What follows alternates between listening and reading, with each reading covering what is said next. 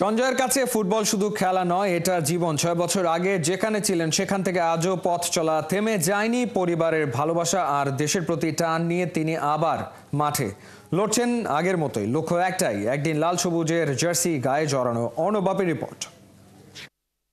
I'm happy to be here. Inshallah, we come back. Me to be with my family, to be with all my family here. It's a blessing.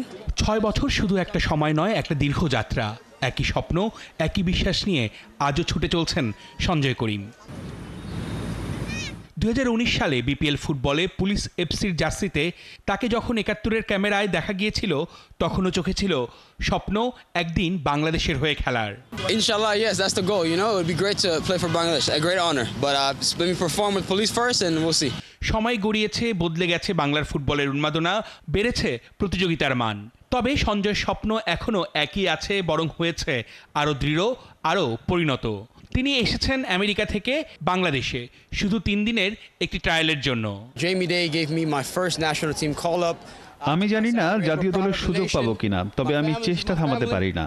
আমার পরিবার পাশে আছে, ওরাই আমাকে বলছে তুমি চেষ্টা করো। দেশের হয়ে খেলাটা আমার জীবনের সবচেয়ে বড় স্বপ্ন। এই ছোট্ট কথাগুলোই লুকিয়ে আছে একটা জীবনের গল্প, একজন ফুটবলারের অদম্য ইচ্ছা, আত্মত্যাগ আর ভালোবাসা। কারণ ফুটবলের সবচেয়ে বড় শক্তি কখনো কৌশল বা শারীরিক সক্ষমতা নয়, সবচেয়ে বড় শক্তি হলো হৃদয়ে লুকিয়ে থাকা বিশ্বাস। পরিবার থেকে মিলেছে সেই সমর্থন। বাংলাদেশের জন্য উন্নয়ন বয়ে আনুক খেলার মাঠে, আরো ভালো মতো খেয়ে দেশকে ফুটবল কেন তুমি জিততে পারে। ও বাংলাদেশে আসছে, আমার খুব ভালো লাগে।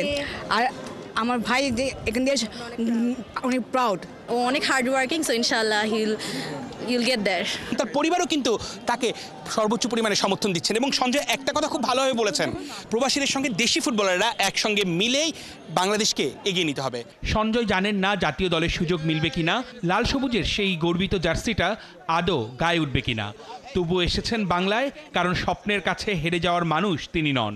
চেষ্টা করে যেতে চান, লুফে নিতে চান যে কোনো সুযোগ।